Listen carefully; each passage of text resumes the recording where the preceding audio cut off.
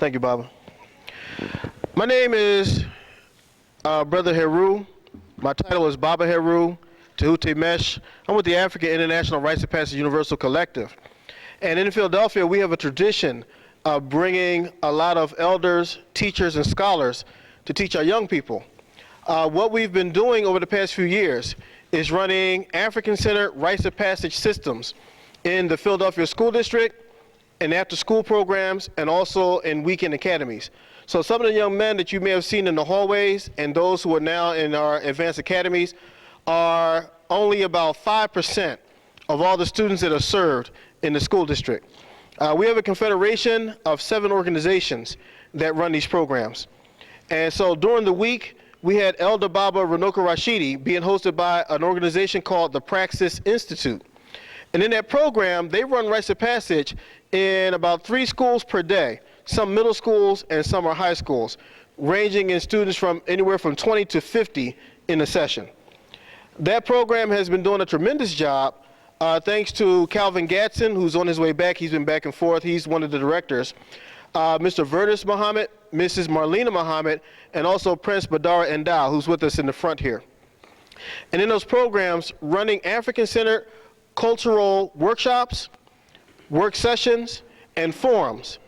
Because even though there is a mainstreaming process to try to put Black African-centered culture into all of the curriculum in the school district, it seems that it's not really having an effect. So a lot of outside groups and community-based groups and community of faith partners are going into the schools trying to assist with the process. For example, you may have been watching the news where a lot of our students are being shot. There are students being stabbed, students being raped by other students.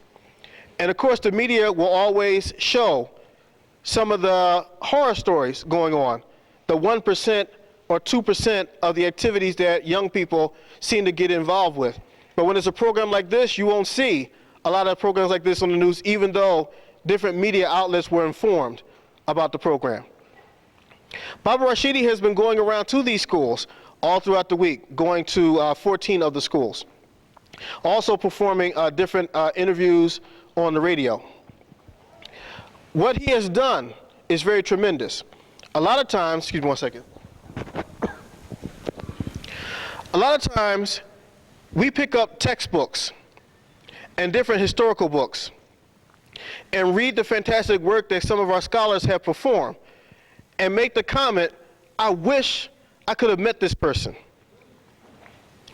I wish I could have just been at one of these people's workshops or presentations. I mean, a lot of young people are now getting back into Malcolm X. And there are some people using their CD and DVD burners, putting together different Malcolm X pieces. And a lot of young people were like, oh, that brother's deep. Who is that? And a lot of older people are like, what do you mean, who is that? And the key thing is we can't assume that by sending them to the public school, that they're going to be educated on who he is. And so the one thing that I say to a lot of our revolutionary people, me being one of them, is you shouldn't always run to the public schools complaining about what they're not teaching our children, if they are really your enemy. You can't really send your children to your enemy and expect them to educate your children the way they're supposed to be educated. Okay? So what we do is a technique we use. Of course, this is being recorded, so this might give up the technique. We use a technique where we find the scholars and then we bring the scholars to the young people.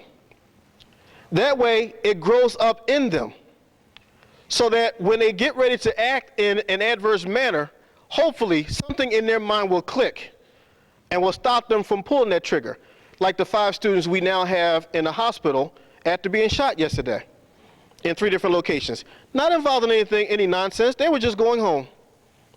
There was other people involved in shooting. They were just caught in the crossfire. Okay? So the thing that we try to do is to show them that there are Black people like them all around the planet, despite what the TV shows them. Because the minute we hit what they call Black History Month, the first thing they start and stop with is slavery. They don't go any time before that. They don't go into any time after that. And they always portray, if you watch PBS, how happy and involved and motivated the slaves were. And what's tragic about it, believe it or not, some of the students that were in the program, and they'll tell you, made comments, even the ones directly from the continent, about how good slavery was or colonialism was, because they would not have come to where they are now if we had not been attacked and kidnapped and enslaved and hijacked. Now that's coming out of young people who are in the 6th, 7th, 8th, and 9th grade.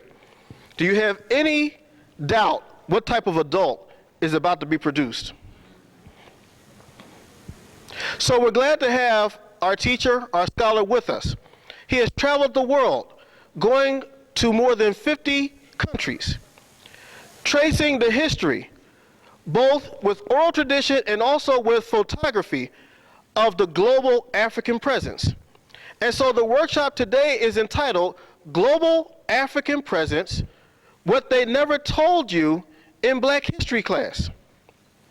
Baba Rashidi has co-edited numerous books, and he's also the author of a new book called Travel Notes by Runoko Rashidi. He has them on sale up here, up at the front. Listen to the man, hear the man, talk about the black people around the world that are not ancient relics that have gone out as dust in time. These people, our people, are still here. You want to see some of them? The next time you watch any story on the news about what's going on in the so-called Middle East, look in the background and see a couple of those black people running and ducking. Yeah, there's a lot of them. There's just a couple at that particular moment that unfortunately, for some people, the camera caught. Go around the corner, you would have seen the rest of them. They knew not to go around the corner at that time. Okay? So without further ado, our leader in knowing the global African presence, a teacher and a scholar, Professor Runoko Rashidi.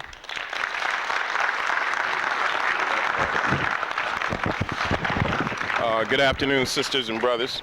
Hey, Ruth, for that very gracious introduction, probably more than I deserve.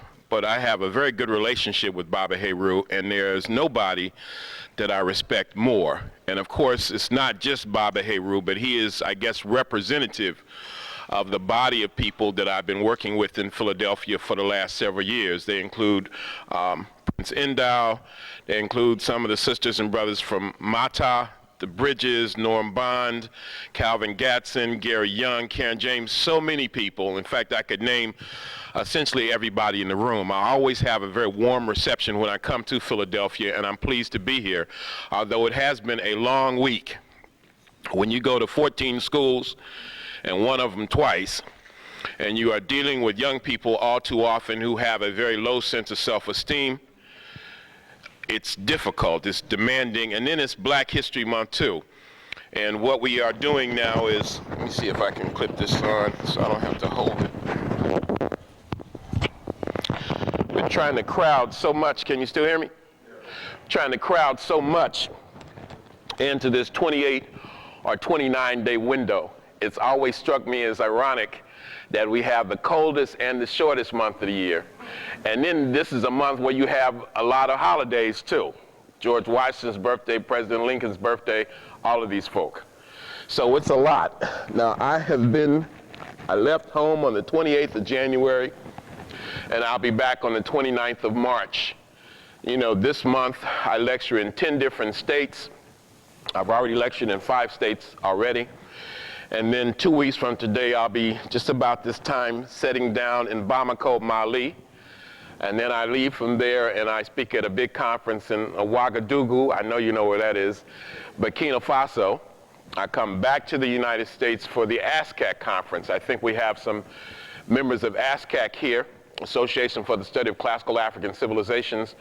And then I take off the day after the ASCAC conference for Europe. I'm going back to Greece. I was in Greece last May. But when I was there, the National Museum was closed for renovations. They were getting it ready for the Olympic Games. And that was one of the major reasons I went in the first place. So I have to go back for that. And then from Greece, or from Athens, I fly to an island called Crete. Crete is important because this is where the first so-called European civilization developed. And it was initiated by African people. And then I'm going for the first time to a country called Jordan. There are some ruins in Jordan I wanted to see for a long time. And I'm very fortunate to have been able to identify an African community in the capital of Jordan, a city called Amman. I'm very excited about that. I know the community now, and I have somebody who's going to take me there, an African who's going to introduce me to the black people of Jordan. I come back to the United States and I do a few talks in Michigan, and then I take off and I escort a group of African Americans, Africans in America, to Cambodia and Vietnam. So that's my life right now. I love what I do, but it's very demanding. So if you see me just take a seat and sit and talk, don't be shocked, because one learns to pace oneself as time goes along, otherwise one does not exist. And that's going to be easy anyway, because today's presentation is going to be, like most of my presentations, a slide presentation. I'm going to be showing visuals. I brought 2 carousels. Now, some of you all have seen me before, and of course, when you're mentioning the people responsible for bringing you here, you always inadvertently leave people out. You know, Baba Heru has already talked about Praxis and the African Rites of Passage Organization, but I would be remiss if I did not mention individually Brother Percy White, who is also a key factor in this whole thing. People have seen me speak before, and I almost always do visuals. Well, this time, I decided that I was going to do a whole new presentation. So during January, I spent a lot of money to get a lot of brand new 35mm slides. And it'll probably be the last time I do that, because everything seems to be digitized now and people are going into a PowerPoint mode. But I'm going to do, for perhaps one of the last times, an old-fashioned slide presentation. Now, some of the young people who are here have seen me in their schools over the last week.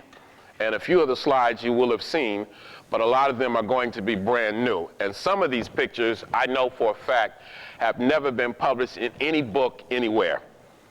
So it should be a very good presentation, and it's free of charge, okay? So there's no excuse. It's not snowing, it's not raining outside, at least it wasn't when I came in.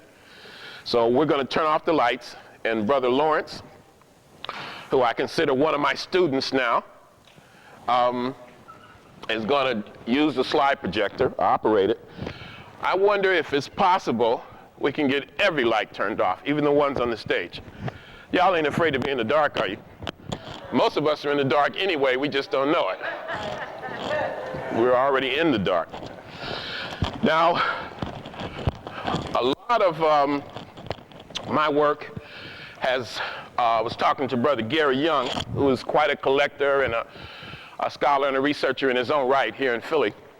A lot of you may know me. I had an introduction, in a sense, through working with Dr. Ivan Van Sertima in the 1980s. I was in Los Angeles at the time. I worked at Compton College, and we would bring Ivan out every year, sometimes 2 or 3 times a year. And then I began to travel a lot, especially in the late 1980s. I went to India for the first time.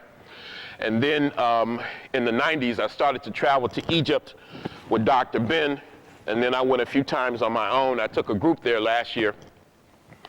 And then in this decade, in this millennium, I've traveled almost constantly. I almost never unpack a bag, okay?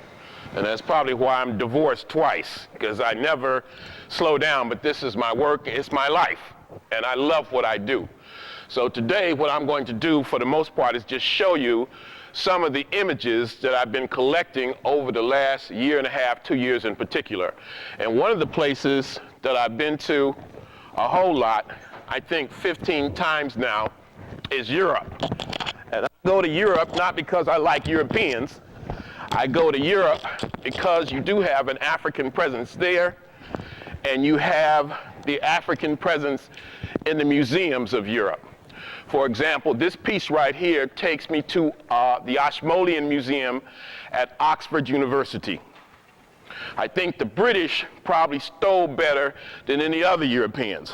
There's probably more of our stuff in the UK than any other part of the world. In October, I went back to England and I lectured, and I also went to several different cities that I had not been to before. I went to Oxford, I went to Cambridge, I also went to Wales for the first time, and I went to Scotland looking for the African presence. This year I'm going to go back but I'm also going to go to Ireland this time. And we're not going to leave any stone unturned. This one is called the Scorpion King. And what you see is a vase. Actually, it's a mace head. And you see a king here with a crown on, and there's a big scorpion in front of his face. And this is, I guess, the image that inspired the movie, The Scorpion King with The Rock. At least they got somebody dark in there. I guess Rock is a black man, right? Okay, good. It's kind of hard to tell. But anyway, he didn't look like John Wayne. And that's a step in the right direction. So let's go to the next slide. This takes us to the Pre-Dynastic Period. And this is the very end of the phase that ushers in the period of the pharaohs. Now, this is a photograph that my tour guide in Egypt gave me when I was there in May. We hit it off quite well. His name was Walid Ekram, and this is one of the images he gave me. And this is Horemheb, or the Great Sphinx. And this is the closest close-up I've ever seen. Now, you've seen this monument many times, I know. It has the body of the lion and the head of the king. But I am pretty much willing to bet you that you haven't seen this one before. Now, history tells us that this was damaged on more than one occasion, initially by a group of white slaves in Turkey called Mamluks. And then the most notorious example comes during the time that Napoleon Bonaparte, the emperor from Corsica in France, went to Egypt in 1798 and trained his artillery on the face of this monument. Now, what I found out, even the last time I was in Egypt, I was surprised to find out just for the first time. In fact, I even saw for the first time some of the fragments from the face of Horemheb in the Egyptian Museum in Cairo. They're right there. Anybody can see them. I think they're not labeled, though, so if you don't know what you're looking at, you just see a mass of stone. And some of the rest of it is in the basement of the British Museum in London. But if you just look at these lips, that should tell you the whole story right there. Let's go to the next one, Lawrence. This one is from a museum. Where did I get this from? This is either in Copenhagen, Denmark, or it's in Leiden in Holland. I forget which, because I went to both countries on the same trip. And this is from the Pyramid Age. Now, you will notice, if you haven't already, because I know a lot of you all are very well read and very knowledgeable, that many of these have the noses either missing or partially damaged.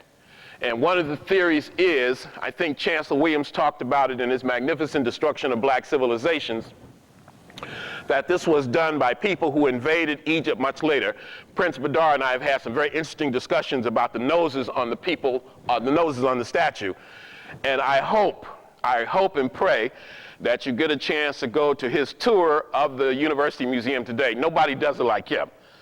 He gives a very refreshing perspective, with the idea being, from what I understand, is that you cannot understand ancient Egypt unless you understand contemporary Africa. And that part of our problem is we have a tendency to use European sources. Even the best of our scholars have a tendency to use European sources for an understanding of African phenomenon.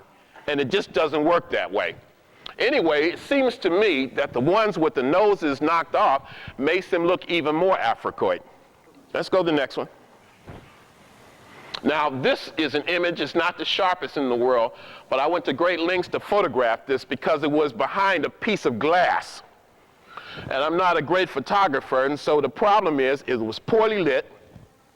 You couldn't use a flash. And it was behind a piece of glass, so it was almost impossible not to get some glare. But I have looked for this piece for 20 years. I found this in a book when I worked at Compton College. I think it was called Middle Kingdom Art. Middle Kingdom Art being the middle phase in dynastic Egyptian history, or Kemetic Egyptian. Let me slow down. It covers the period from around 2000 BC to about 1700 BC. And traditional Egyptologists call that the Middle Kingdom. And I found a copy of this in a black and white book, and I wanted to see the actual piece.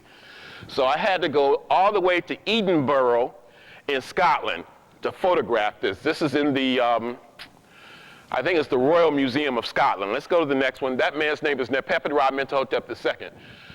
Now, does that look sharply focused to you all? I'm close to it, so it's hard to tell. Lawrence, try to focus it anyway and just see what happens.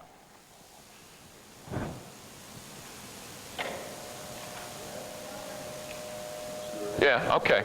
This is, I've had a black and white of this for a long time too. And I wanted to go and find the actual piece, which turned out to be a very small piece. This is from Dynasty 12. A dynasty is simply a family of rulers, one member of the family coming after the other for an extended period of time. That's my definition of a dynasty. And there are 30 dynasties or 30 royal families, most of which were indigenous African.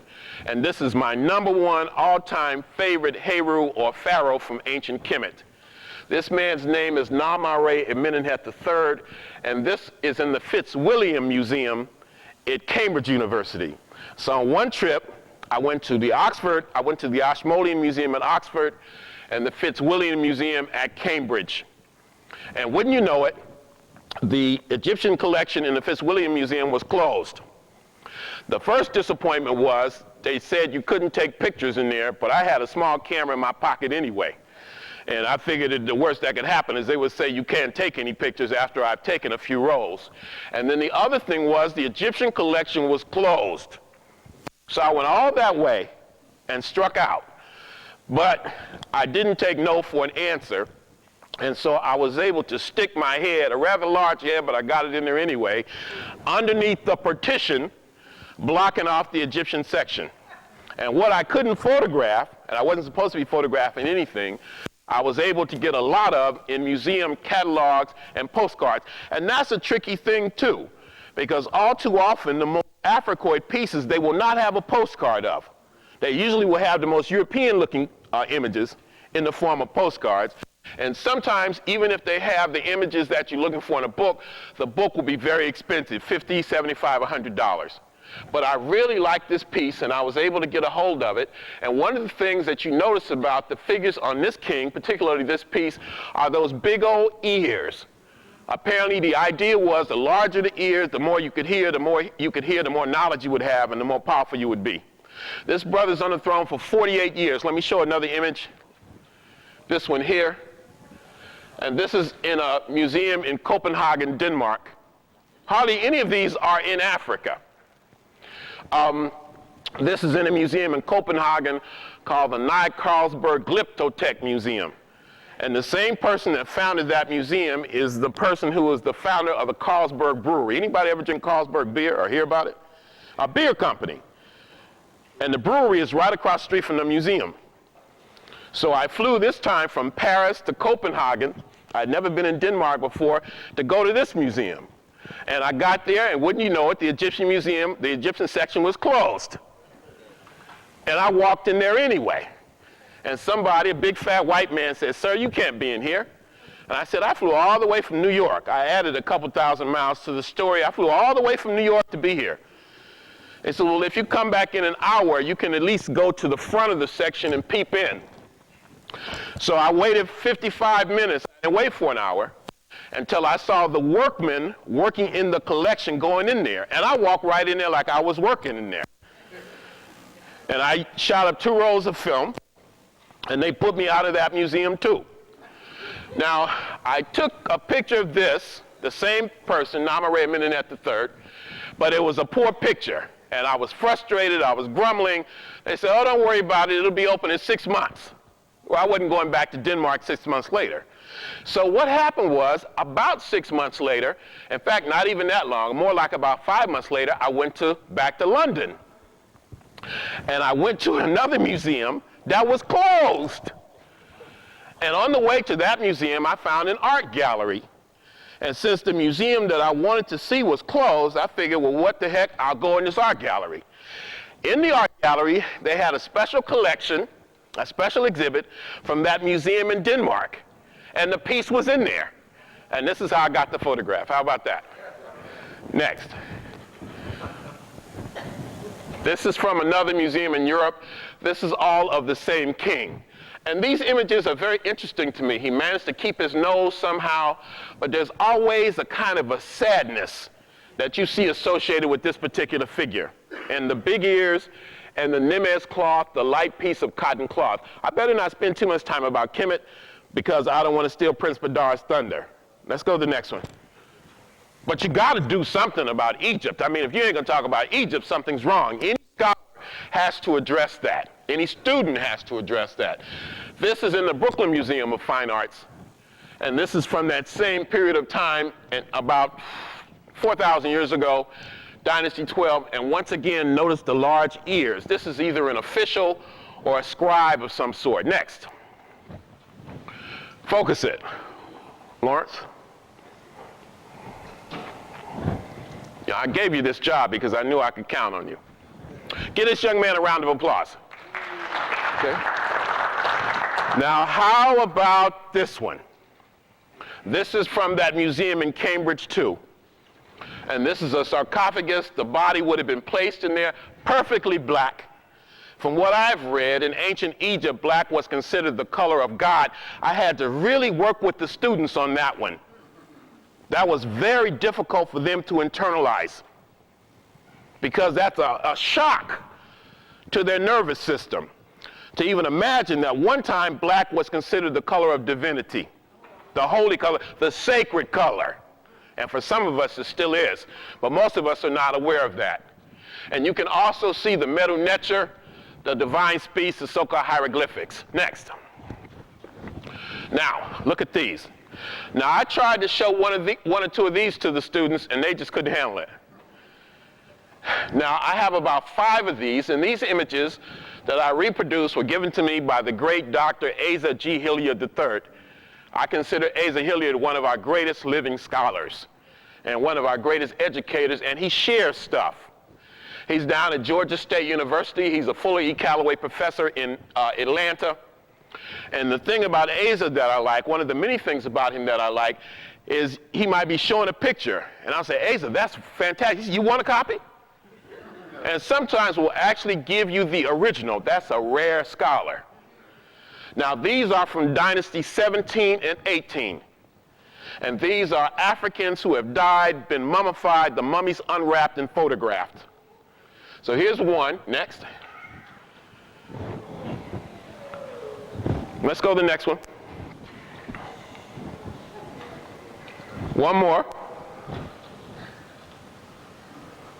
And let's do the next one. Now, can you look at these and come to any other conclusion about the ethnicity of these folk that are on this screen? But the children laugh because they're not used to seeing that. Next. This is an image of a warrior king. Reminds me of Baba Heru.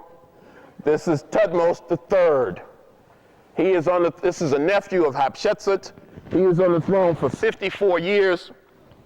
Tradition says he conquered 17 nations. He led 17 military campaigns in person and conquered 105 nations. Next. This is one of his descendants. This is a rare picture, an image of a man named Amenhotep II. We don't see many images of him. Next. This is Queen Tai. Now, this is not necessarily my A-grade slide presentation, but these are very new images, and I think they are good ones indeed. Queen Tai is the mother of Akhenaten and King Tut. She is the wife of Amenhotep III, and you've probably seen the little wooden head of her that's in the museum in Germany. This is in the Louvre, the National Museum in France. Next. And this is her son, her oldest son. This is Akhenaten. Look at those lips. The lips don't lie. The words may be false, but the lips don't lie. Akhenaten is sometimes called the world's first monotheist. A man named Sigmund Freud certainly thought so. James Henry Breasted regarded him as such. He inaugurated a revolution in art. And this is from a museum in walking distance of the British Museum in London. And this museum is called the Petrie Museum. Let me show you another one next. Now look at the soldiers here. This is during the middle of Dynasty 18. The art is very different. And let me show you two other images of that artistic trend. Next. Here. Next. And this one. This is during what Egyptologists traditionally call the Amarina Period. This is the age of Akhenaten and Nefertiti. Next. Now, this is also in the Louvre in Paris. Now, you know that's the sister. I didn't show this one in the school. Next. Next. This is a figure named Ramses III. Not Ramses the Great, Ramses III, who was great himself. He is on the throne for 31 years during Dynasty 20. We don't study Dynasty 20 very much. And this is the lid of his sarcophagus or coffin. He is important to us because he repulsed two invasions of Egypt by peoples called the peoples of the sea. Now, this is the lid of the coffin. Let me show you what's inside his tomb. These figures right here. This is in Egypt. This is one of the few images from actually still in Egypt. And this is in the Valley of the Kings in Luxor. Next. This takes us to the tail end of the dynasties. This is an African woman named Amenirdas. She is governor of the largest, most powerful city in the world called Waset. The Greeks called it Thebes, and this is a part of modern-day Luxor. It's from the term Luxor that we derive the modern term luxury.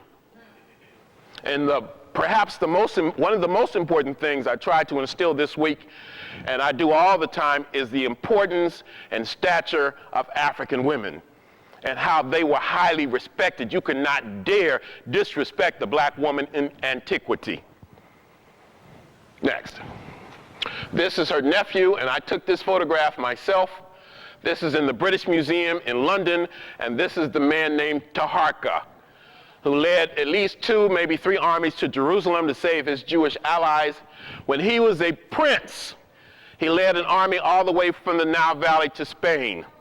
That's in ancient Spanish documents.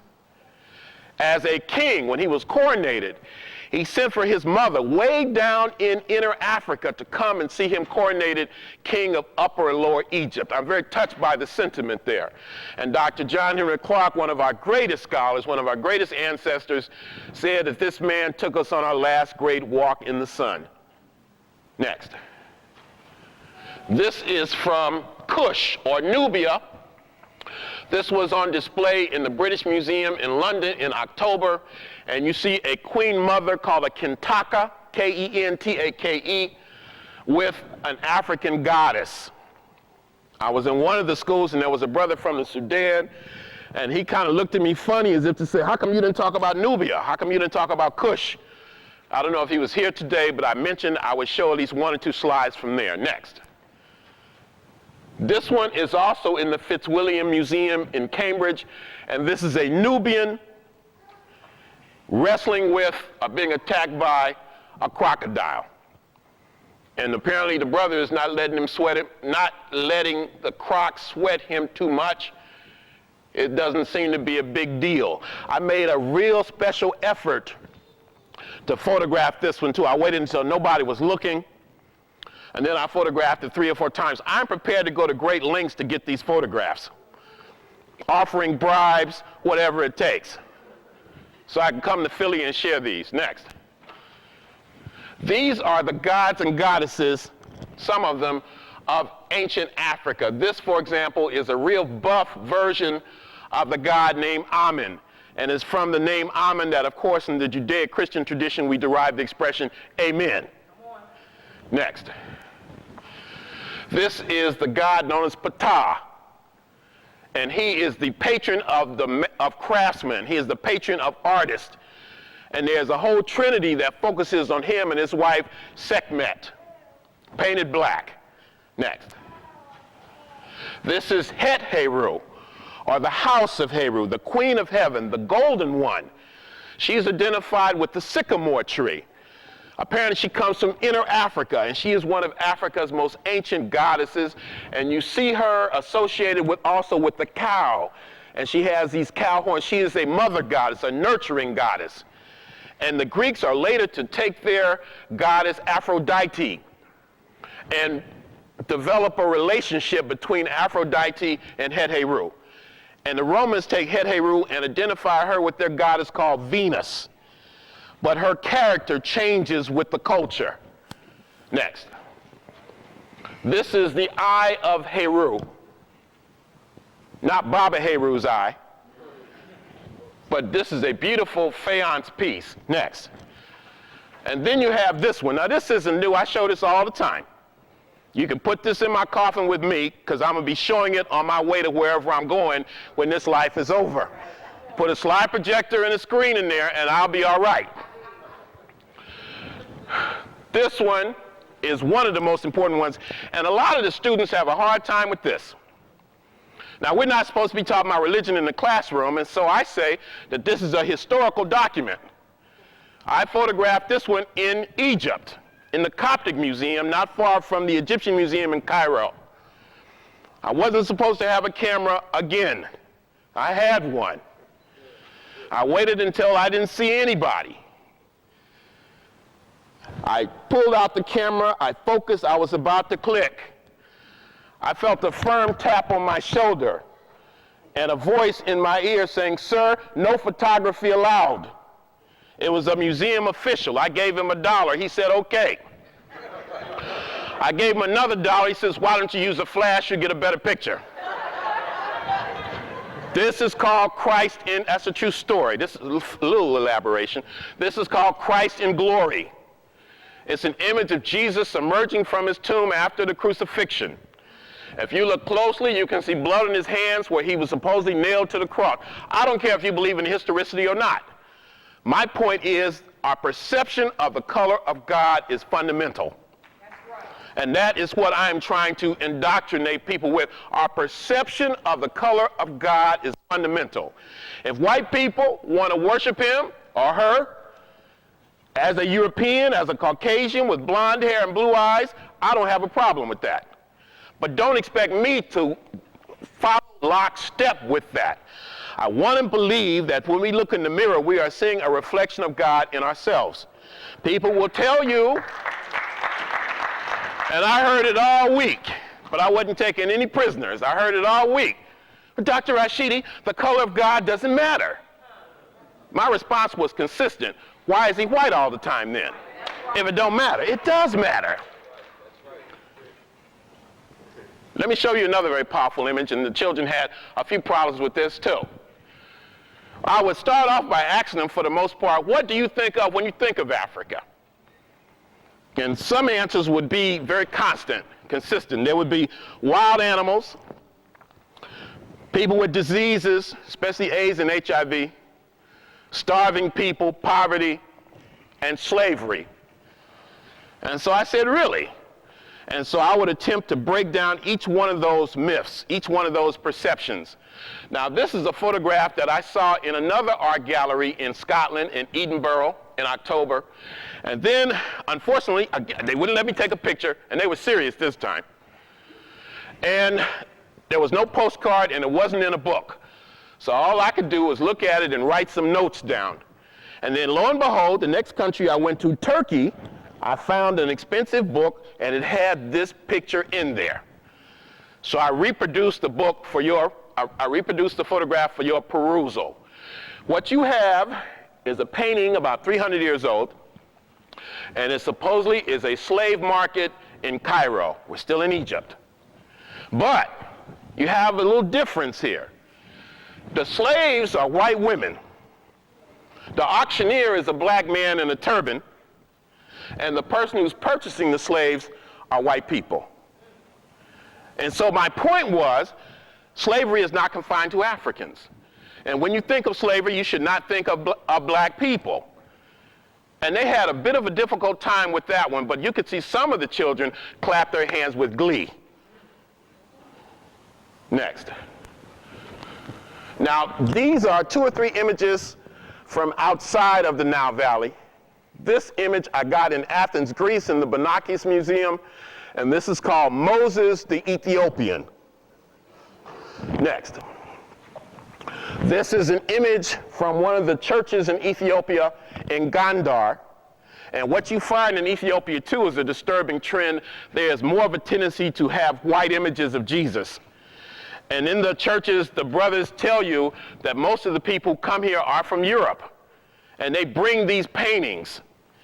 And we hang them on our walls because we have to survive. So I went all over the place in Ethiopia handing out the pictures of the Black Christ. And they were very happy to get them. Next. Focus it.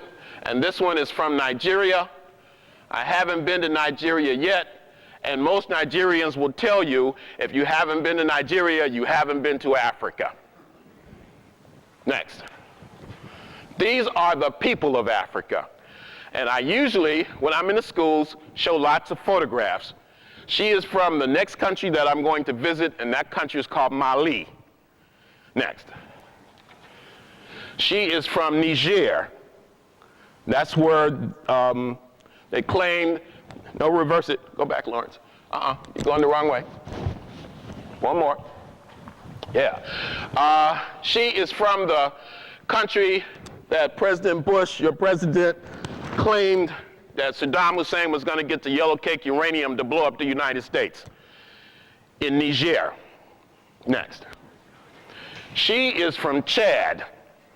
And these are postcards that I picked up the last time I was in Paris. Chad is in Central Africa. And it's an interesting country. You got blue-black Africans there, which I wish I looked like. And, because that's fair-skinned to me. And Chad is also a country where you found the oldest archaic human remains.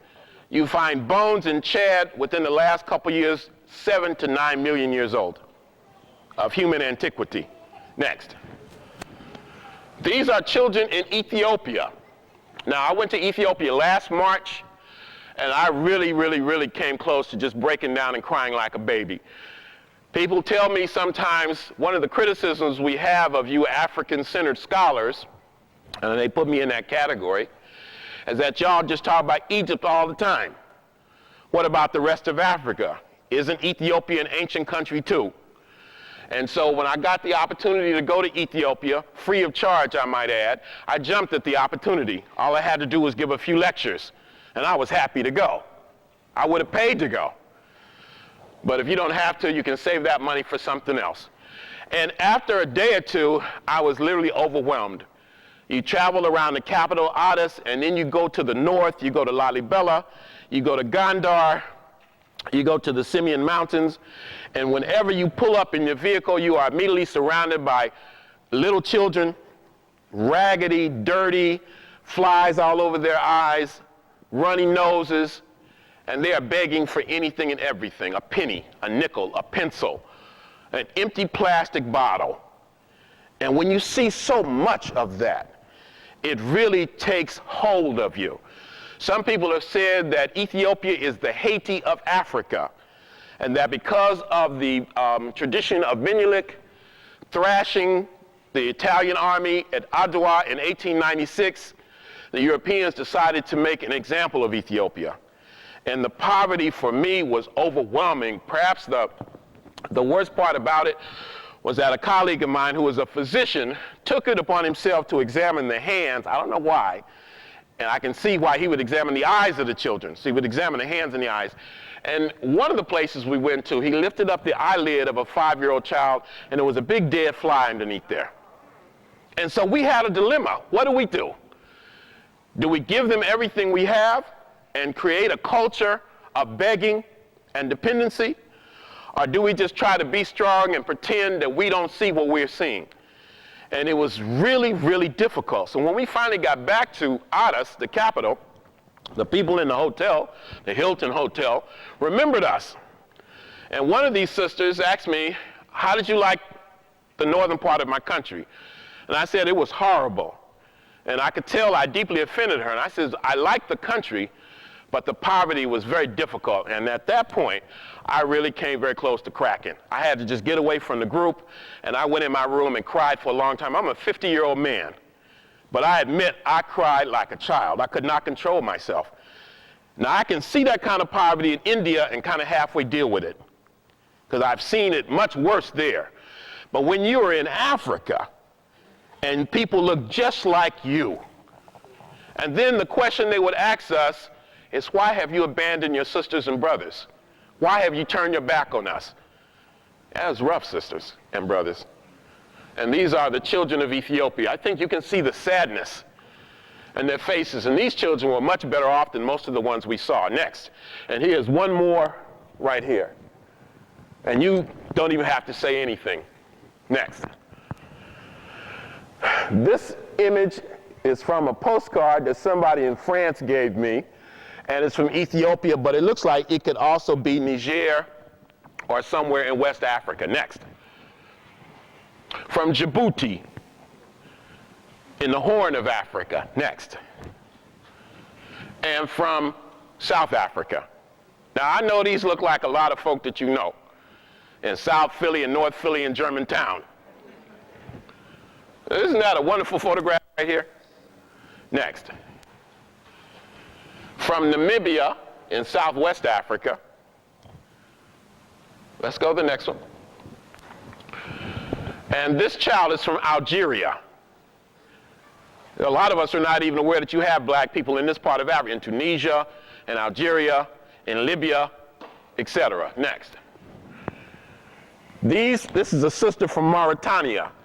Mauritania, Niger, Sudan in particular are countries that where slavery is still practiced. And African people are bought and sold. Where is the public outcry? Next. These are all images of black women in Mali and Mauritania and Northwest Africa. Next. Next. Now, these are a few African heroes. This is Kwame Nkrumah from the Nkrumah Memorial in Accra, Ghana. Next. And this is a photograph of a very important African. I bet most of you all don't know who he is. His name is Thomas Ankara from Burkina Faso. The name Burkina Faso means the land of the tall standing men. And I'll be visiting Burkina Faso after I leave Mali. I'll be speaking at a big conference there with Molefe Asante. Next. Uh-oh, this is Runoko Rashidi. I'll be on one of Asa Hilliard's trips, on my first trip to Ghana 2 years ago. And this is me doing my thing with my camera, my nice Olmec shirt. Gary Young, eat your heart out, I know you want it. And then the lake up there. This is Lake Busumti, I think that's how you pronounce it. And it's a lake that's sacred to the Asante people. Next. And I think the last picture of me in this section of it is I got talked into putting on this robe simply because I went with Asa Hilliard to a village called Monkranso, and Asa said, this is my colleague. They wanted to make me a chief. I had to give that a lot of thought, but they insisted that I put this robe on and these sandals that I found to be very uncomfortable and march in a grand durbar or procession, and it was hot, and I was carrying a parasol. And the robe was falling off my shoulder, and the sandals were hurting my feet. And every now and then I would look up at Asa and give him the evil eye, and even now he says, Runoko, I owe you one. Maybe that's why he gave me those photographs from Kemet early on. Next. Now, this takes us outside of Africa for the first time.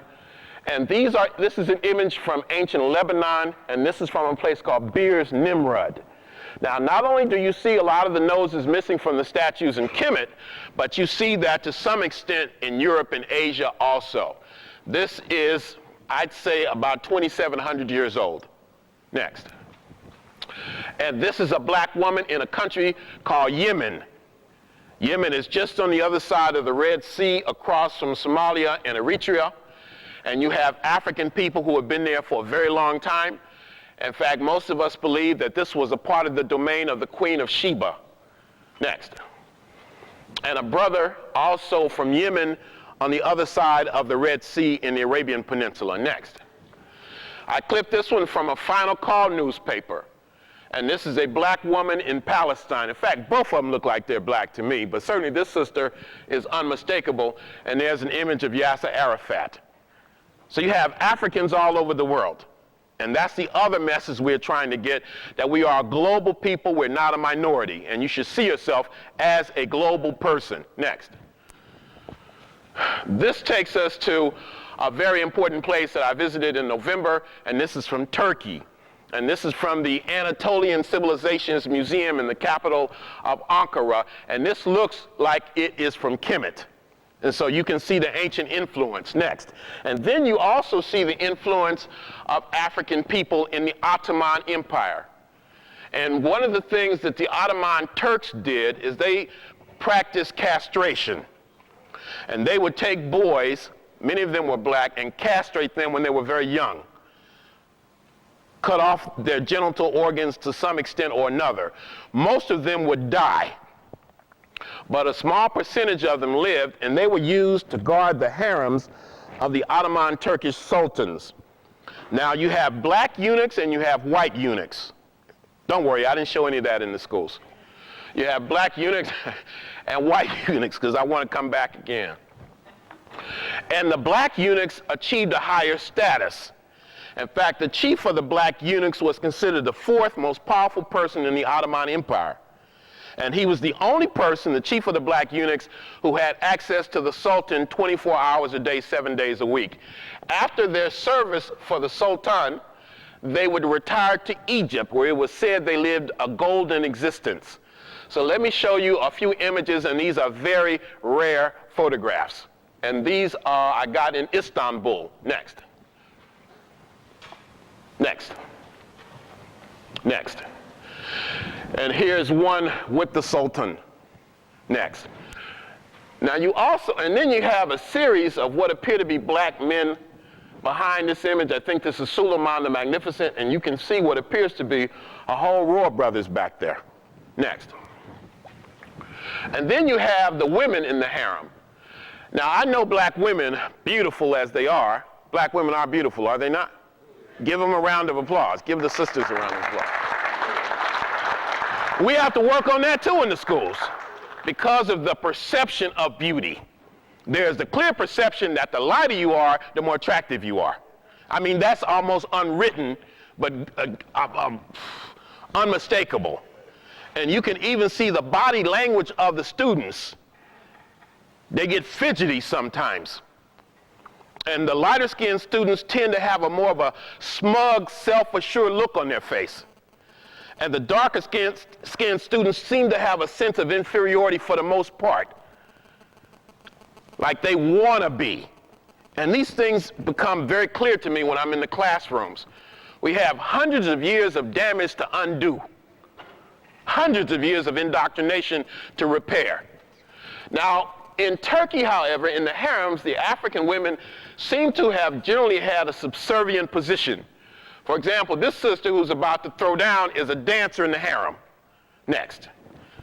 And then you have images like this of black women as servants. But this sister is beautiful to me, and I really like the color that she has. Next. And then you have images like this.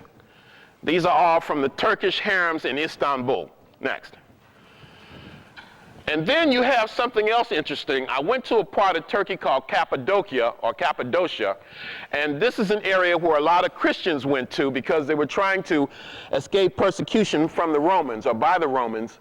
And a lot of them actually lived in these caves. And some of them actually dug entire underground cities, sometimes 500 feet deep in the earth, and lived there when the Romans were trying to get after them. And what I drew from that was, this is a people serious about liberation. And that's what we have to be. We have to be serious about liberation. Why isn't this auditorium full? This is a free event. It's a Saturday afternoon, it ain't snowing. A lot of people don't want to know. And that's the scariest thing of all. You confront that too. It's one thing not to know, but it's another thing not to want to know. And that is an evil that we are also confronted with. Let's go to the next one. And then this was an interesting one. I think it's out of order though. This is called Mary's house. And the people in Turkey believe that this is where Mary, mother of Jesus, went after the crucifixion of Christ. Supposedly John took her there and she lived there for the last 8 years of her life. Now I didn't believe that. I was very skeptical. And I kept telling my tour guide, I don't really want to go there if we can find something else to do. And he would say, okay, I'm going to revise the itinerary. And he would give it back to me, and there would be certain things that would be changed. But Mary's house was never one of them. It would always be there. And I kind of said, who's paying for this, me or you? And it would still be on the itinerary. So one morning, after I thought we had resolved the issue, my guide pulls up, and I said, where's this? He says, Mary's house. And I kind of looked at him like, I don't speak Turkish, but I thought we made this clear. He said, oh, you're going to like it, you're going to like it. I said, yeah, yada, yada, yada. And I only had one roll of film left, and I had one more city to visit. And so I said, should I bring my camera? And he said, well, yeah, why not? So I brought the camera, and we went to Mary's house. Now, the door was open, and there was a nun, white nun, young lady, sitting right there. Pilgrims were lined up to get in there, people from all over the world. Even the Pope has gone there. And they really believed that this is Mary's house. But I was skeptical. It was a big sign, once again, no photography. And they were looking at me. And then there was another sign that said, no conversation allowed in Mary's house. So once again, I said, you know, what are we here for? And he said, just come on, let's see it. So we went inside Mary's house. Let's go to the next slide. And I'm looking around, and all at once, on this altar, I saw this black statue. So I talked to my guy, I said, I wonder how old it is. And he says, wait a minute, I'll go ask her. I said, don't do that, don't do that. He said, no, I'm going to ask her. So I said, okay. And actually, I followed him, thinking, well, she might say something that might be interesting. So we walk over to the nun, and she don't even raise up her eyes and look at me. I don't exist. She's talking to the white man, the white Turk, and he says, my employer wants to know how old this statue is. She says, there's no talking in here. He says, but he's a scholar. He says, well, if you want to have a few brief words, we can go outside. So we went outside, and she says she thinks it's about, she still's not looking at me now. Like I'm a pet, and I don't warrant attention. And so she says, it's about 500 years old. It came from Egypt to Ethiopia, I think, and that the color black represents something profound. I was satisfied with that and ready to go. But it seemed like she now wanted to show us how much she knew. So she started talking about the crown and the arms and the clothes and how she was holding the baby. And I said, just to break the monotony, as if this is a segue to saying thank you very much, adios amigo, I said, you know, I've seen a few of these. And she looked at me for the first time. She says, really? I said, yeah. I said, I saw two of them in Russia. I saw one in Spain. I just saw one in France. Really? I said, yeah. She says, well, this one came from Egypt to Ethiopia, but it was most recently in France. I said, is that right? I said, where in France? She said, Le Puy. I said, Le Puy? I said, I've been trying to see that black Madonna for 20 years. She said, really? And so the people started to gather. And I looked around. I was rusty. I hadn't given a lecture in a couple weeks. I figured this was my opportunity. Now here I am, outside of Mary's house, and I'm giving a lecture. And I said, well, you know, Joan of Arc used to pray in front of this Madonna every day. And the Second Crusade was launched from the site of Le Puy. She said, really? And she's getting really excited. And Turks and Greeks and Italians and Spanish and Japanese started to gather around. And I'm just feeling myself now. I'm giving reference, scripture, and verse. And so all at once she got very excited. She ran in Mary's house, got the Madonna, and brought it outside. I couldn't believe it. And I said, can I photograph it? She said, yeah. I said, can I touch it? She said, yeah. So this is the photograph. Let's go to the next one. You can see. And then she put the statue down and ran back inside Mary's house. Now, the first thing I'm thinking was, you know what I was thinking? I'm wondering if this will fit in my knapsack. And would I be able to get to the airport before the Turkish army came after me? But there were too many people around. And so she came back, and she had a bunch of religious literature. She went back inside and came back with a bunch of religious literature and held my hand like a lover for about 5 minutes and would not let me go. and says, we are this Catholic order, we're getting ready to go to Africa, we need advice, and we don't have any black people in our order, and can you take this information and spread it to the black community? Now, you know, the first thing I'm thinking was, how can I get rid of this right quick? But I took it anyway, just as a souvenir, and that's a true story. This is the Black Madonna and Child from Mary's house in Ephesus in Turkey. Next.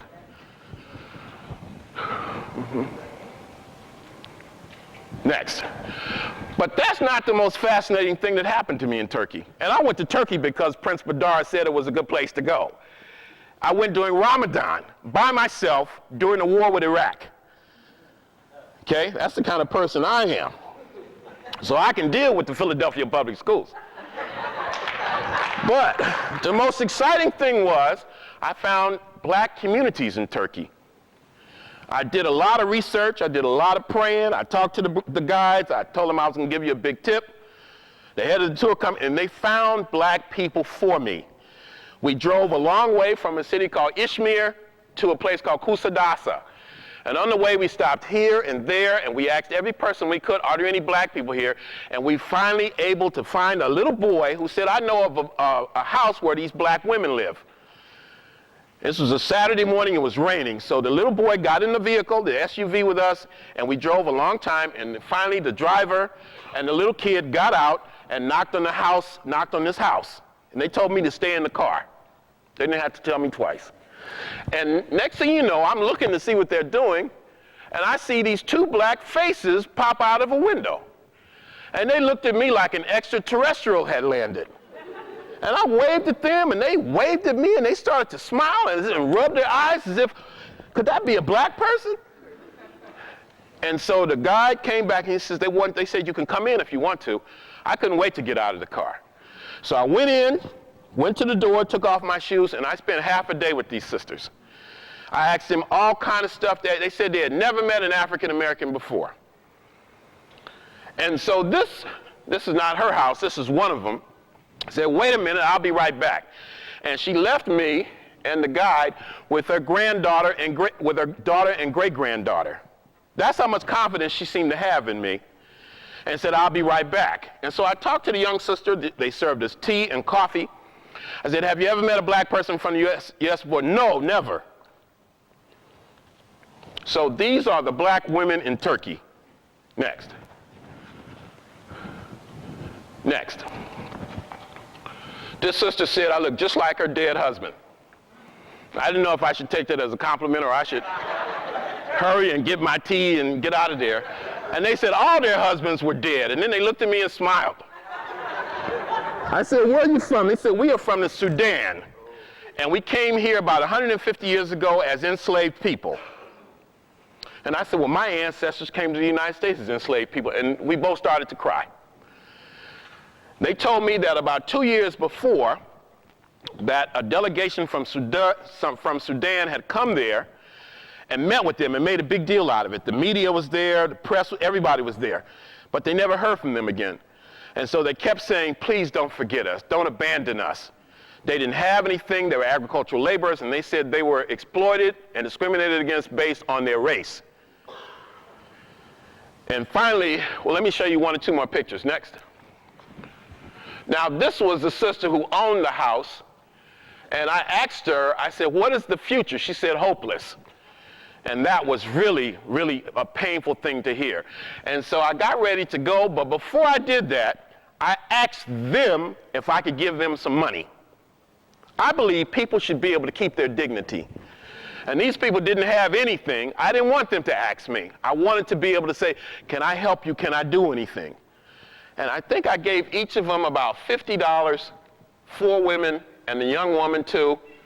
Let's go to the next one. This is the the daughter. She's married to a white Turk whose father was, his father was in prison. I never found out why, and I didn't pry. And they all just cried for a long time. And they kissed me and asked me not to leave. It was a really, really, really emotional experience. And of all the things that I do, it's one thing to see an object in a museum, but it's quite another thing to be able to interact with African people who've been away from Africa for a long time and have a sense of being isolated and alone. And this is one of the greatest travel experiences I've ever had in Turkey. So I'm going back in October. Now you also have people who are a bit more mixed, but you see some of those folk look like they just got off the boat. And this brother was a taxi driver, and one of his parents was African, and then this is his son. Next. And then this one, a picture that is not very good. This brother claims to have come from Egypt about 200 years ago. And I spent an afternoon with his family. So you have people who say they come from Egypt, Ethiopia, and Sudan, and their survivors are in Turkey right now. I'm going back in October. Next. And then next year I want to organize a tour. Can you put the next carousel on? Just take that one off.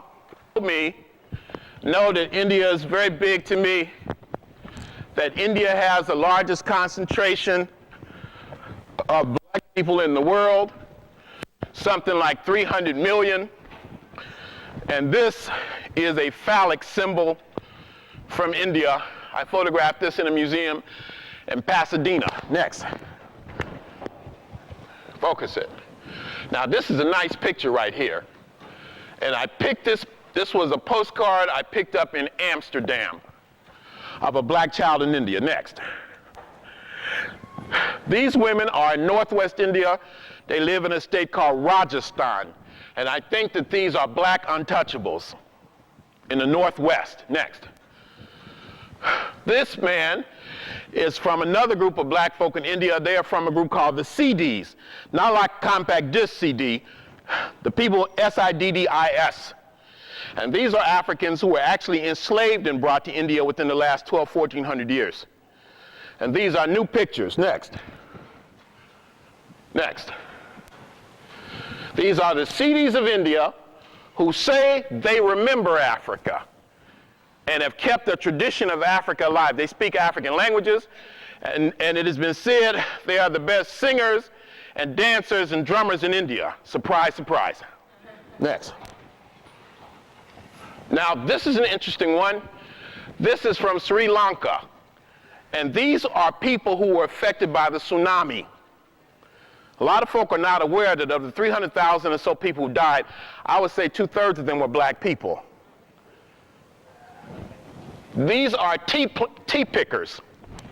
They live in Sri Lanka. This place used to be called Ceylon. And they come from South India. And they pick tea. Next, let me show you a close-up. You can see. Next. From Bangladesh. Next. And this is a black woman from a place called the Andaman Islands. The Andaman Islands is a remote archipelago in the Indian Ocean and the Bay of Bengal. These are little black people like this with big behinds and happy to be nappy hair. And they want to be left alone. Now, one of the things that has happened, always happens when you have a disaster or catastrophe, you have to find something positive. And one of the positive things about that whole experience is that research was done. And scientists concluded based on DNA that these people are a relic population who left Africa maybe 60,000 years ago. I suspect much longer than that. The scientists say they look like these are their exact words, they look like they belong in Central Africa, but instead they're in the Indian Ocean. And they concluded that this is what the first people of Asia look like. Very profound, but nobody's talking about it. Next. From Cambodia. Now the statue, I don't know, it looks white, but the features are clearly Africoid. I suppose it's just the choice of stone. Look at that big old nose. You can suck in a lot of air. Look at those lips. This is in a place called Angkor Wat in Cambodia, and I'll be taking a group there in April. Next. From Thailand. Next. From China. This is an image of a bronze tiger holding a black child, but it's not in China. It's from the earliest dynasty in China, but it's in the Petrie Museum in France, in Paris, which is closed. It's supposed to open in July. Guess where I'll be in July? Next.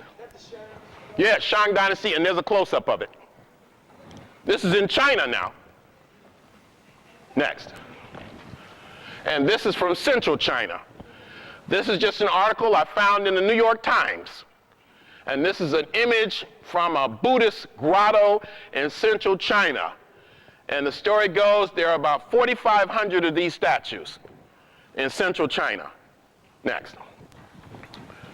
This is from Japan. Now, this doesn't look Africoid to me, but it's painted black, and that's a start.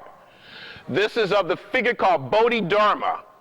Bodhidharma is supposed to have been the Buddhist monk from India who brought Buddhism and martial arts to China and Japan.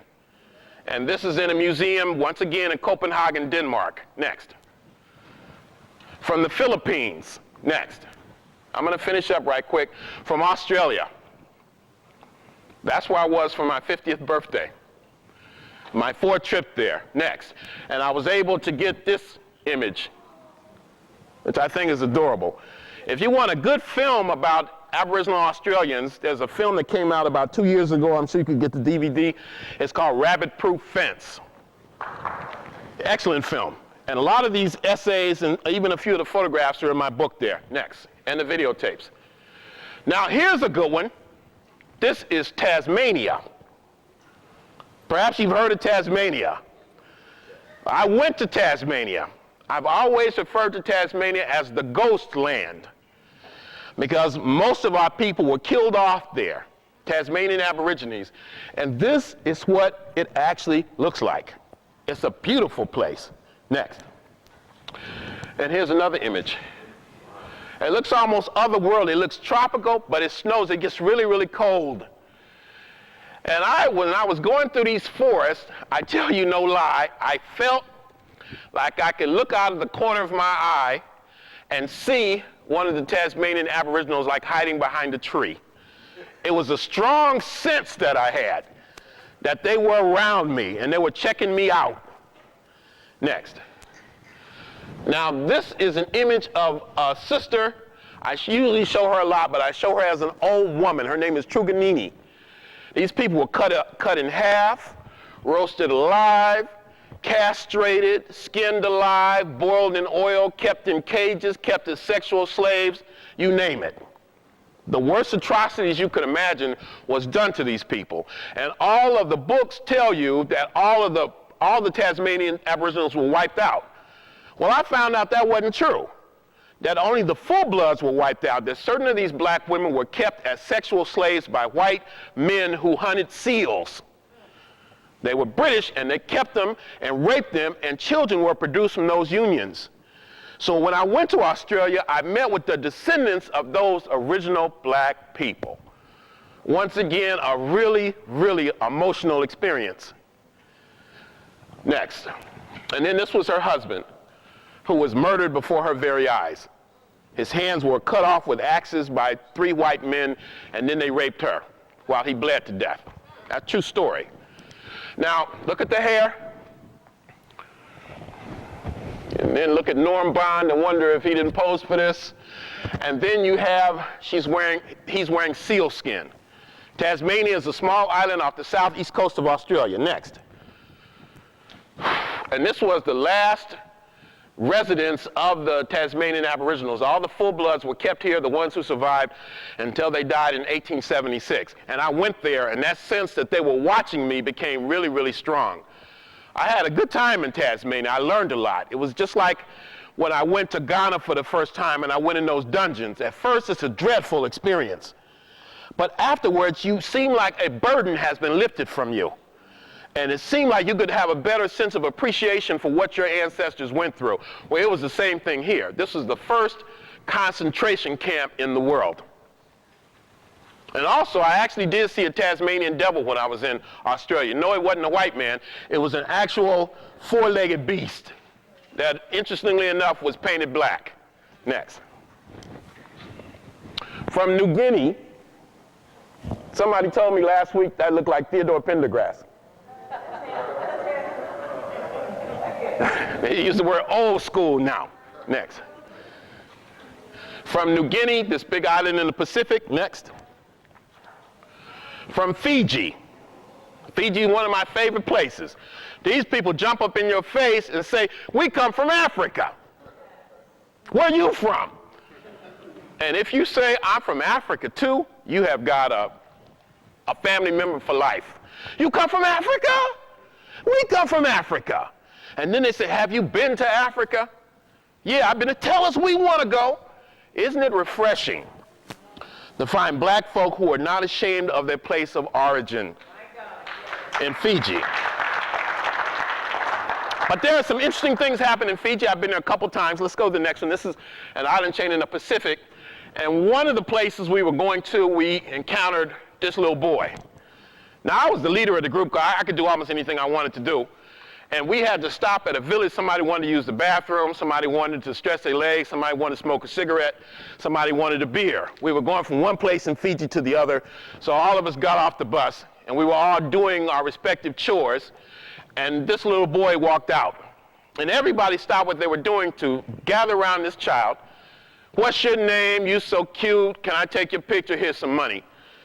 And then after we left, we got on the bus. Young brother said, Runoko, or Dr. Rashidi something. What kind of message did we just send to those people? I really had to think about that. Now, I thought consciously that I was drawn to this child because he looked different. Or is that really why I was drawn to the child? Is it that deep in our psyche, we do believe that the lighter you are, the lighter your hair is, the more attractive you are, and we are drawn to people like that because we have been taught to believe that. One of the things that travel does is it causes you to confront yourself. It causes you to look sometimes deep within at values and concepts that you didn't even know you possessed. Next. Next. Now, where do you think this lady is from? North Philly, huh? No. How about anybody else? From New Zealand. These people are called Whanganui Maori. And after I left Tasmania, I went to New Zealand. And these are some of the pictures that I came up with. Now, this woman looks like she could be from any part of the African world, but from New Zealand. And they are the Maori who live on the northern island on the other side of Auckland. Let me show you another one even better than that. Next. How about that? From New Zealand. You know what she reminds me of? Native Americans. So aren't these fantastic photographs? They say seeing is believing, and a picture's worth 1,000 words. Next. From Hawaii. Now, the people of New Zealand, the Maori, claim that they come from a place called Hawaika. And they see themselves as Polynesian people. And this is a little girl from Hawaii. And I bought a book as I was leaving Hawaii in November. I spoke at a conference there. And it's from the cover of a book called And Then There Were None.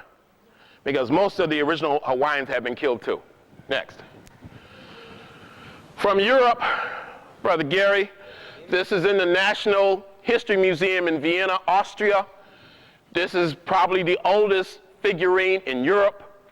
And you just look at the hair, and we could turn it around, you can see the hips. Black people are the Aboriginal people of the planet, including Europe. Let's go to the next one. This one I saw in a museum in France. It's about half the size of your index finger. It's made of ivory. Look at the hair from ancient Europe. Next. This is an interesting one. This is the Rock of Gibraltar. And this is what separates Europe from Africa. And this is named after an African named Tariq, who was the head of the Moorish army, and that's where they stopped on the way to their invasion of Spain in 711 AD.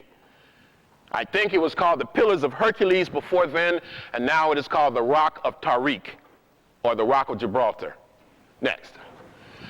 And these are the Moors. I don't know if I was here when Brother Norm and the Mata folks brought me here the last time. I don't know if I showed this slide. But anyway, it's okay to show it one more time. These are Moors in France. The Moors introduced, to my understanding, algebra, apples and oranges, and the concept of hygiene into Europe. White people at that time in Spain, white Spanish Christians, seemed to believe that it was a sin to take a bath, that bathing was a form of vanity. And some of these folk prided themselves that they never bathed in their entire lives. Okay. So it would not be inaccurate to say that Africans taught white people to take a bath. Whether they did a good job or not, I don't know. Next. And this is a Moor in Prague in the Czech Republic from the 17th century. The word Moor means black. And the Moors are described as black as pitch, black as a raven, black as a crow, black as ink, nothing white about them but their teeth. And after Spain and Portugal, they dispersed over much of Europe, and some people say, and I'm sure they're correct, that many of them even came to America before Columbus. Now, this is from a book that I purchased in Prague in the Czech Republic. I went to Austria, and I had a free day. I could either go to Hungary or the Czech Republic. And I went to the Czech Republic, I went to Prague, and I didn't like it. First of all, it wasn't a place for an African to be. I think it was Muda Baruka said, it's not good to stay in a white man's country too long. It was a white country. Few Senegalese there trying to make a living. But it was not a comfortable place. People were not friendly. Now, in order to get there, you had to exchange a little money, $20, $25, and I had this money in my pocket, and I couldn't find anything to spend it on, so I bought a little book. And there were 6 people who left Vienna and went on this trip. I was the only brother. And there was a little Jewish lady in the car who never stopped talking, going or coming. When I put my headphones on, she was still talking. I could see her lips moving like that. So she said, "What do you got there?" And I said, "Well, I bought this book." "What kind of book?" And I said, "It's a book. It's a book on the Czech Republic." "Can I see it?" "Okay." She said, "Oh, I didn't buy anything like this." I said, "What'd you bother me for?" But I'm trying not to be nasty. And so I said, "Would you like to buy the book?" I don't really want it, but I didn't want to just have this Czech krona. I said, "Okay." So we worked out a price. And so she's getting ready to put the book in her bag, in her purse. I said, "But before you do it, let me just thumb through it." And I found this photograph and another one. And I said, "Well, I'm sorry, but I can't sell you this book." And this is a Moor in chains in the Czech Republic in the 17th century. Next. Here you have, this is an interesting one. This is a man named Abraham Hannibal. He is an African who ends up in Europe at the beginning of the 17th century. He is given as a gift to the Tsar or Kaiser or Emperor of Russia, Peter I, who takes a liking towards this child. I would like to think it was innocent. He sends the precocious little boy, he sends the child to France for an education, and he becomes a general in the Russian army. Now, apparently he knew he was going to have a military career, because next he adopted as his emblem, go to the next slide, an African elephant. Now, Peter gave him the name Petrovich, or son of Peter, which was the Russian tradition, but he took the name Hannibal, the most illustrious African military figure he could identify with. Now, that's got to be an African consciousness there. That was all the things he could have picked. He picked an African elephant and took the name Hannibal. Next. This is one of his children. Next. But the most famous of his ancestors, or his descendants, is Alexander Sergeyevich Pushkin, who became the father of Russian literature, who bragged about his African ancestry. He was always talking about his great-granddaddy. And he prided himself on that, on his African identity. He had a vocabulary of 20,000 words. He is the Russian equivalent to Shakespeare. Next. And then you see, in his study is an image of a black man breaking the chains of slavery 200 years ago. He was anti-slavery. He was pro-African. Imagine that, the consciousness that these brothers must have had. You get my point? Next. This is a statue of Pushkin. Next, black. And this is another statue of him in the city of, I think, St. Petersburg. He's called the Russian Atom, the Russian Springtime. Next. Here's an interesting one also from Russia. This is St. George and the Dragon. Now, when I was in England, people told me, "You know St. George was black, right?" I said, "Sure, Send me a picture." And they sent me a picture. Now, I don't know, you see the dragon down there? You heard of St. George. St. George and the dragon? There's the dragon.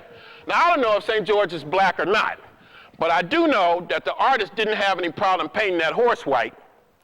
If he was trying, I mean, he didn't have a problem with the concept of the color white. And it seems to me he could have painted St. George the same way. Next. I thought you all would have thought that was humorous, but you did not. This is Ira Aldridge, the African-American Shakespearean actor who spent time in Russia. Next. This is, too late to laugh now. This is from the Capitolini Museum in Italy, in Rome.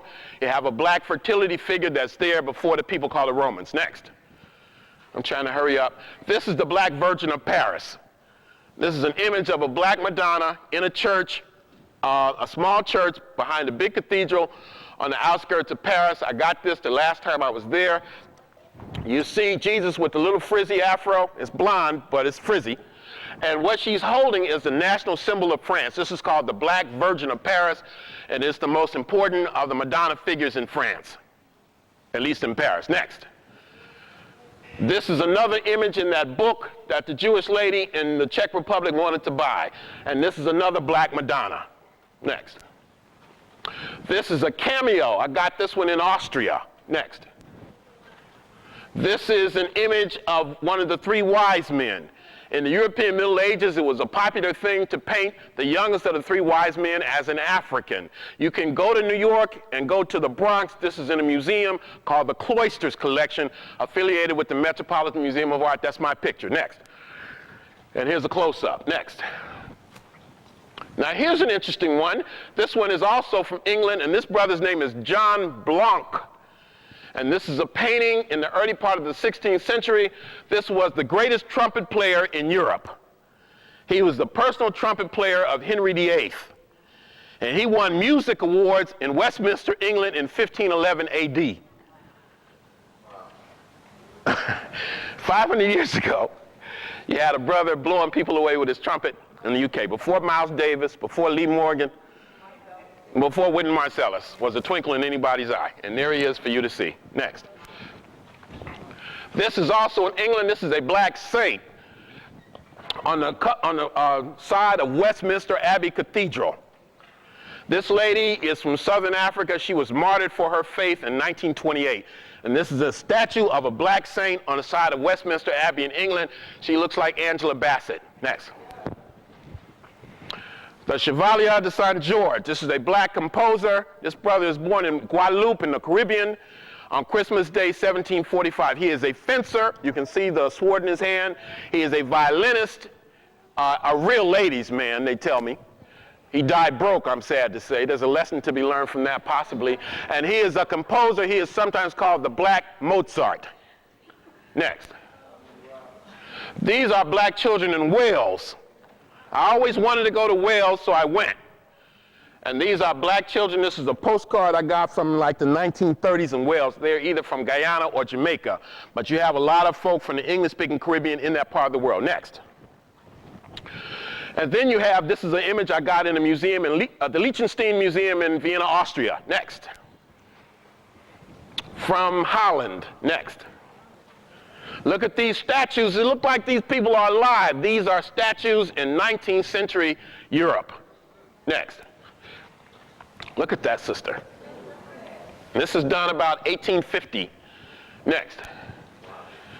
Look at this brother. I know the ladies like that. Y'all ain't gonna say nothing, but I know you do. Next. And this is Mary Seacole. This sister's from Jamaica. She became a nurse. She worked with Florence Nightingale, but you never hear about her. From Jamaica, Mary Seacole, or perhaps it's pronounced Seacole, S-E-A-C-O-L-E. Next. From England, next. This is the desk of Sigmund Freud in Vienna, Austria. Look at those Egyptian figurines up there. Freud was fascinated by Egypt, the so-called father of modern psychoanalysis. And one of his students actually went to Africa, a man named Carl Jung, went to Kenya.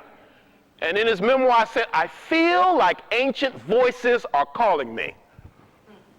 That's Sigmund Freud. Freud wrote a book called Moses and Monotheism, where he talked about Akhenaten. Sigmund Freud. Next. And then this is what's happening in the UK now. and in France and Europe in general, this concept that you are not black, you are not white, you're just British. We don't want to hear that black stuff. That sound familiar to you? You're just a person. You're just a human being. And I had a lot of problems with that. They had a lot of problems with me. Because I'm an African before I'm anything. At least that's how I see myself. I have a race-first philosophy. That means I believe we should spend money with other black folk, whenever possible. That we should marry black folk all the time, with no exceptions. That you should live in a black community, that you should strive to uplift your community. I am what I like to call myself a race man.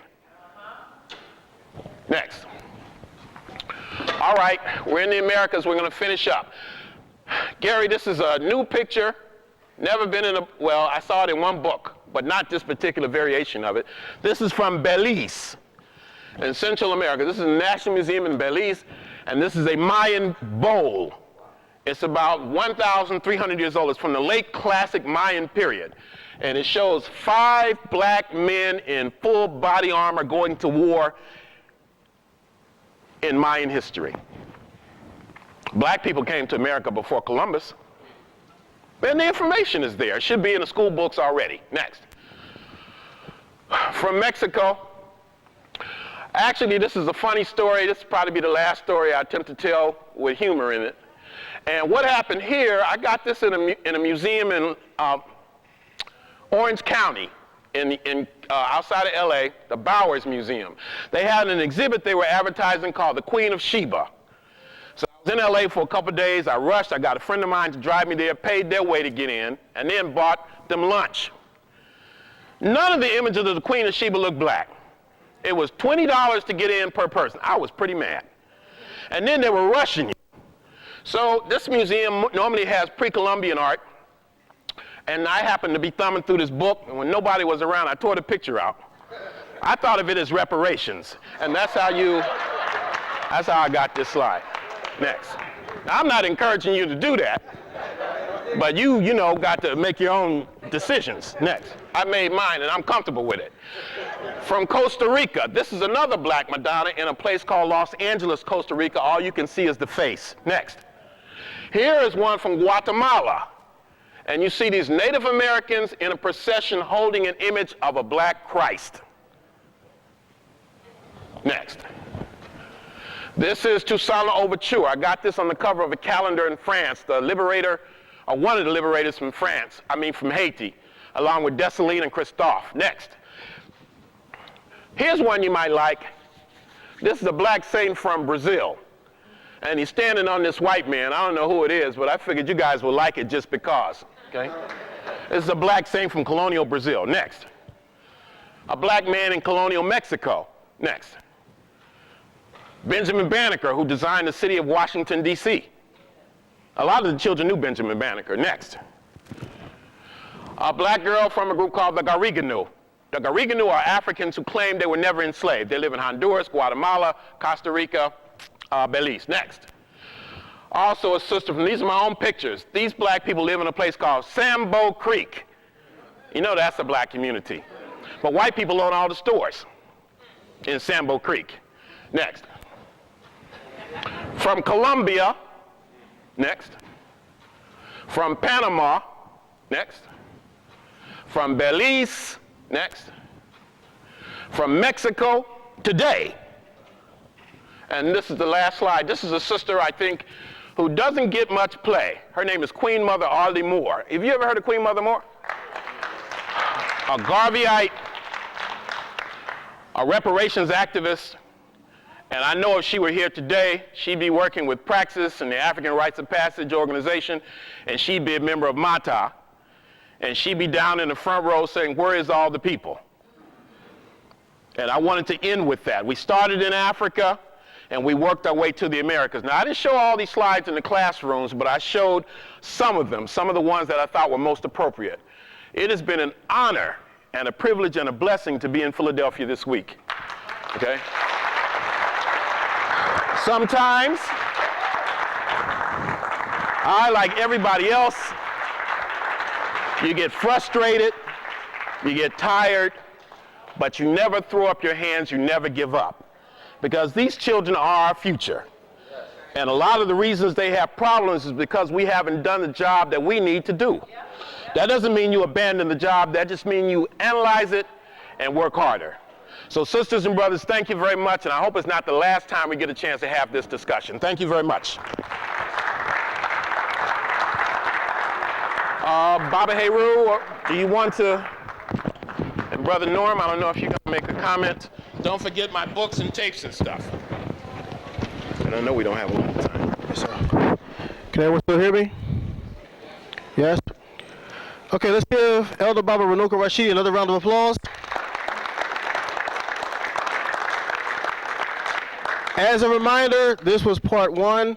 For those that want to see the Egyptian mystery system demystified, Prince Badar Endau of the Jollof Empire, we're about to go around the corner to the University of Pennsylvania Museum of Archaeology and Anthropology. You should have been there when all the scholars from the University of Pennsylvania were trying to talk about what the hieroglyphs were saying on the pillars. And Baba Badar came in and started talking, and they said, "What are you saying?" He said, "Oh, I am properly interpreting what is being said. You are incorrect." Then he proved them left to right, right to left, top to bottom, bottom to top. They went back, got their books. Oh, he's right. Let him do the tour. Okay? So we have, yes, sir. Everybody. So we have Baba Rashidi's books, lectures, DVDs, CDs, tapes up front. If you want to come up, book signing. The bus is on its way. It's almost here. For someone who asked earlier, the bus is free. So if you want to leave your cars parked here, we're going to get on a cheese box. It's only 6 blocks away. Go around the corner, go to the museum, and the bus will bring you back. Because in University of Pennsylvania, they're knocking down buildings left and right. There's no parking. So you may want to leave your vehicles here. I also want to, once again, acknowledge the Mata table there. Yes. I want you to look at their products. And I also want to acknowledge young brother Lawrence here, who is a member of the African Rites of Passage, who operated the projector. Thank you very much. Definitely look at the Mata network table. When I was on the radio with the brothers a couple weeks ago, one thing is key. 30 million black people since the 60s, of course. Of course, it's probably like 75, 85 million now. But they say there's 30 million black people. Let's say 30 million black people legally and illegally employed, right? Everybody donates $1 in a week. That's $30 million. 2 weeks, that's $60 million. 3 weeks, that's $90 million. 4 weeks, a month, that's $120 million. In 1 year, that's $1,440 million. Well, black people, you can't have a better education system for your children. All right, we'll build our own schools. We'll raise our children, get them scholarships, let them become teachers, come back and teach in the schools. You can't have better health care. Let's see, vacant lot, hospital, daycare center, elder care center. We'll take care of our own. So, as philosophical as that sounds, that table and that table is where it starts. Okay? That table and that table is where it starts. Because you go to this table, you will have your mind nourished. You go to that table, you will have your hair care and other products that do not have side effects. Y'all see the commercials? You can take Zolox. Don't take Zolox if you have fear of having liver disease. You may lose your bowels. You may have sexual dysfunctions. You might go crazy.